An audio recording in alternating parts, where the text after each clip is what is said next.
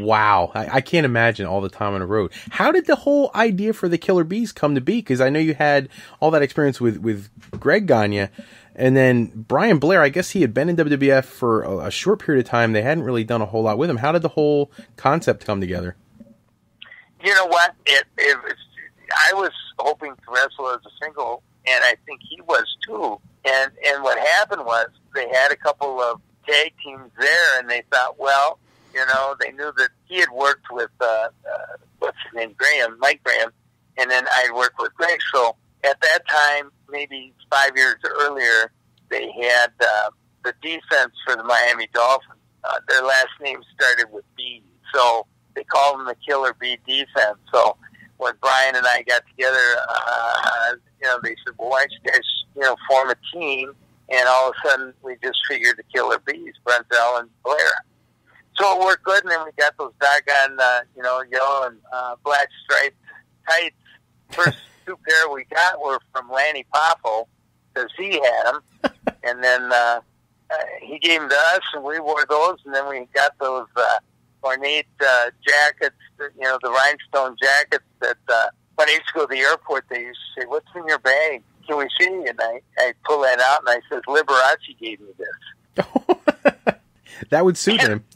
Oh, my. And half the time they didn't know who Liberace was. Oh.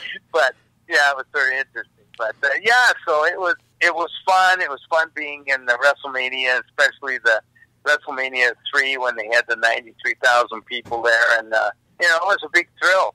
I know myself, I was a huge fan of the Killer Bees.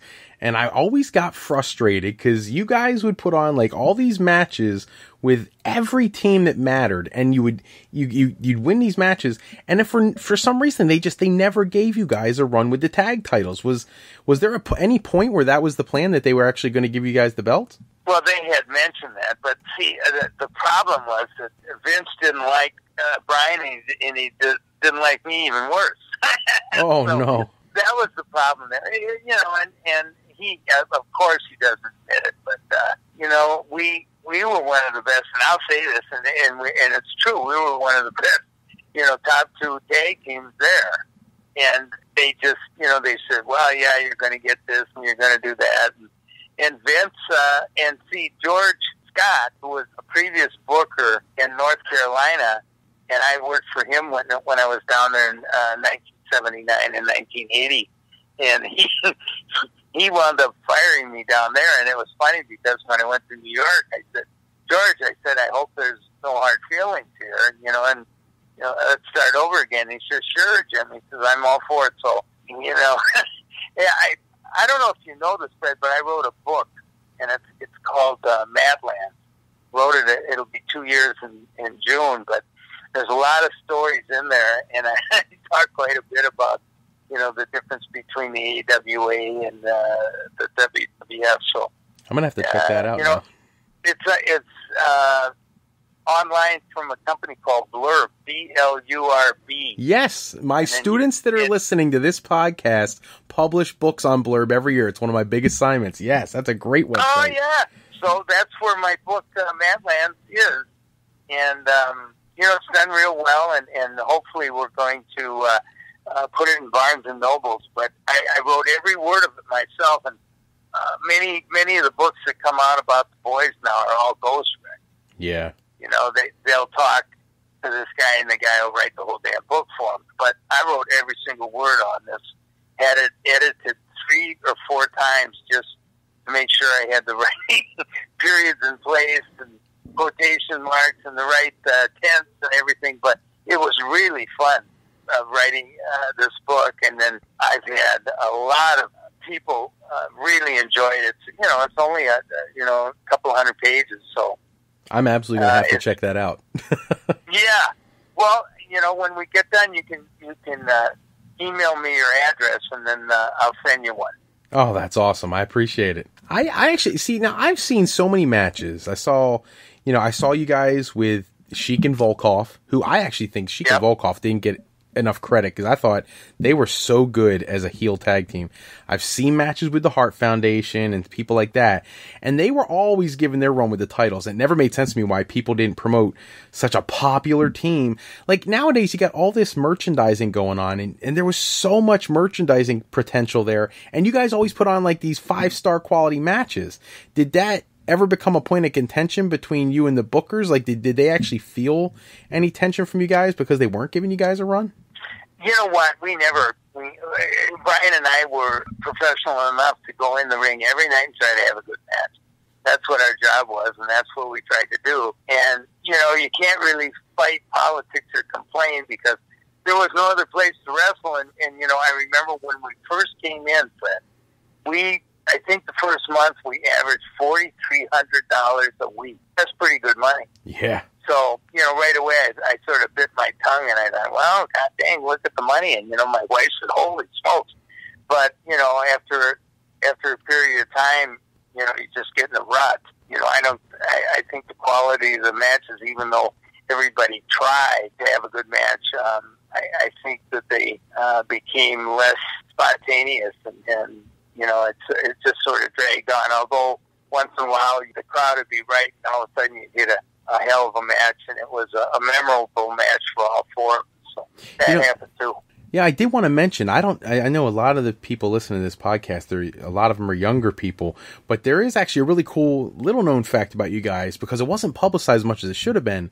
But in 1987, the Killer Bees, you guys were able to win the Frank Tunney Senior Memorial Tag Team Tournament, and you guys beat Kamala and Sika, one of the Wild Samoans, and you beat Paul Orndorff and King Kong Bundy, and in the final, you beat Demolition, who was like as hot as it comes in 1987. So to me, it would seem like a win like that would have to be a special one, and in some way validated your status on the roster as one of their absolute top tag teams.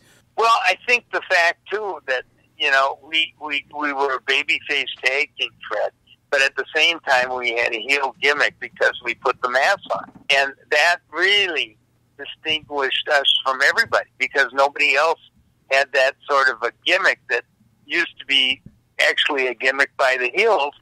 So we just reversed the psychology, and it got over great. I remember we were on Against the Hearts. The Hearts were the champions, and we were on TV in Buffalo, and we had used the mask and beat them, and the people went freaking nuts. And we grabbed the belts and took off, and then they came back and they said, oh no, they had the wrong guy in there, you know. So it was sort of they did that a couple different times and disappointed the crowd, but you know, we had a pretty good run. It's always amazing to me that when the good guys do something like that, they return the championship. And when the bad guy does it, it's always like, yeah, that's okay. You know, I remember Hulk Hogan in the AWA, he beat Nick Bockwinkel several times for the AWA title to have him reverse it and give it back, and only to the good guys, you know. Well, they you know, the ideal thing is, I mean, the old psychology of pro wrestling was to have a good babyface, young, you know, handsome babyface, chase that lean old heel as long as he could, you know, so they could drag the different matches, and they had continuity to their matches, and they'd start out real slow, and then they'd wind up being highly contentious, and then at the end you have, you know, a good match and a good finish, and the people are happy. And that was the whole genesis of pro wrestling in the territories before. You know, they sort of climaxed the end of the feud with either a cage match or, you know, whatever they wanted to do. But everything was sequential, and it was funny because you went with the WWF, and they had the big towns, you know, big towns, New York and LA and you name it. And they go in there with a match. It didn't mean anything. None of the matches were significant. And then the next time they ran that same town, they'd have completely different guys. So his whole idea was, Vince's idea was to propagate the superstars of WWF. So then when you guys, I know at one point you guys left the WWF and you actually became one of the top draws for Herb Abrams UWF as Mass Confusion. How different was that from the AWA or the WWF? Oh God, what's his name was such a screwball and a fun guy, and he really, he wanted to shoot a lot of pizzazz. And, I think he had a couple good deals. We were in Hawaii, and then we're in Las Vegas, and had a pretty good house. So Herb was good, but he was a wild sucker, and he was a little uncontrollable, and you just didn't have the know-how or the people behind to compete against Vince. Vince had that, Dick Ebersol from NBC that actually formatted the whole thing for him. And when normal people back in the territory time, their price for what they showed on TV in a studio, was minimal, probably less than $1,000. And then Vince comes and he throws, Saturday Night Main Event style TV production, and his were costing $250,000 a TV show. So if it's okay with you, I always try to ask the guests 5 fast questions, pretty much like one of those whatever first thing comes to mind sort of things. So, okay. Question number 1 is always, where's the greatest arena or venue you had the pleasure of working? Oh, gosh.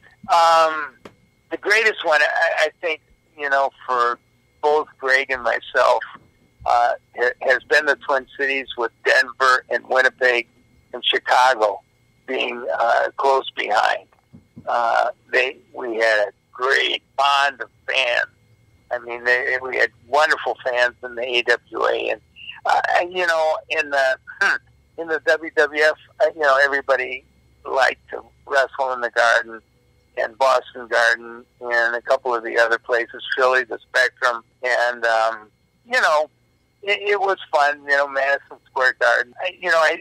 When you wrestle in your hometown and you hear that nice crowd and that applause, it really makes you feel good. Who was the best booker or promoter you ever worked for? Oh, geez. Well, I guess, Vern and the whole chain here at the EWA, I got spoiled because we had great talent and the booking was easy. Whereas when you went outside of, what you were familiar with, and I'm sure everybody, all the boys who, came from their hometown and wrestled in the promotion in their hometown, felt the same way. But I love the AWA. I wish more people got to see more AWA tape shown on the network because there is so much there. But sadly, I hope Vince does that at some point. Really starts pushing all the tape libraries that he's acquired, because there's so many hours of content that's just awesome. And a lot of the young kids now, they have no idea what they're missing out on. Well, there's a bevy of them on the internet. If I had a match in WWF right when I was leaving with Randy Savage, and we were on TV, and it was a hell of a match. And a matter of fact, Vince might have been blowing smoke, but when Randy beat me, Scary Sherry interfered, and I turned around and boom, he did something and came off the top rope on me. But when we walked back into the studio, the entranceway, Vince met us, and this I'm sure was a ploy, but he said that's the best TV match I've ever seen. That's awesome. So yeah, that was pretty cool. And then I had 3 different what they call Broadway 60-minute draws with Nick Bockwinkel. And one was in Winnipeg, and it's on the internet. That was a great match. And then I had a number of draws with Ric Flair that were wonderful, too. So, like I say, Fred, I was very lucky. I had a great career. You think of all the crazy stuff we all did, and a lot of us are lucky to be alive. So, very thankful the good Lord blessed me, and blessed me with a wonderful wife and kids and grandkids. So, I've had a very good career and life. That's a real success story, having all that. It really is. If you had to look at all the talents you wrestle with, past, present, doesn't matter, who do you think was someone who was passed over who really was world championship material? A couple guys. Bob Orton Jr., Jake Roberts. Those 2 guys were incredible in the ring as far as timing and what they did. To me, either one of those guys were what I consider to be the best in my era. You had other guys like the Briscoes and and Harley Race and Terry Funk and Dory Funk and Nick Bockwinkel. But I mean, the guys that were my age, those two were pretty incomparable. Who was your biggest inspiration in your career? Oh, geez. Bruce Springsteen. And he's still going strong. It's crazy. Yeah. Well, yeah, I was and to this day, I'm a huge fan. I met Bruce 30-some years ago after the Born in the USA tour, and became, somewhat of a friend of his. And I've seen him, I don't know how many times, but many times we've been backstage with him. He's been very cordial and very nice to my wife and my kids. So to me, that was a huge inspiration, because if I wouldn't have been sort of sounds corny, but if I wouldn't have been a pro wrestler, I never would have been able to meet him. So not many times can you meet your idol. If you could have one more match, who would you love to work with? Oh, geez. One more match. You know what? I'd like to be able to work with Nick Bockwinkel again. Nick passed away a couple of years ago, and he was one of the absolute greats in pro wrestling. He was athletic. He had great psychology. He was believable. He kicked the snot out of you, and it was a wonderful fight. Many times, they always say, well, wrestling is put on. Well, after matches with him, I was wondering, because he was just a credit to the game, one of the great champions, and I was so proud to be able to work with him and have good matches. For our listeners out there, if you want to check out some of the amazing matches from the amazing career of Jumping Jim Brunzell, I encourage you, look up as many matches as you can of the High Flyers with Greg Gagne, or my personal favorites are as the Killer Bees versus the Hart Foundation. Specifically, there's a match from the Boston Garden, so if you get a chance, check that one out. But, Mr. Brunzell, I want to thank you so much for taking some time with us today. It's been such an honor. I can't even express how much I really appreciate all your time. Fred, thanks so much for having me on, and good luck to what you're doing. You're doing God's work on earth, and good luck to your students. Thank you so much. I appreciate it. That's all the time we have for this episode of the Pro Wrestling Podcast. Special thanks, as always, go out to bensound.com and purpleplanet.com for their music and sound effects used in today's show. And, of course, an extra special thanks to our guest, Jumping Jim Brunzell. For now, this is Fred Froelich, better known as Mr. Fro, and I'd like to thank our listeners for spending a few moments with us today. Check back in our next episode for all the latest news and notes from around the world of professional wrestling. Take care, everyone.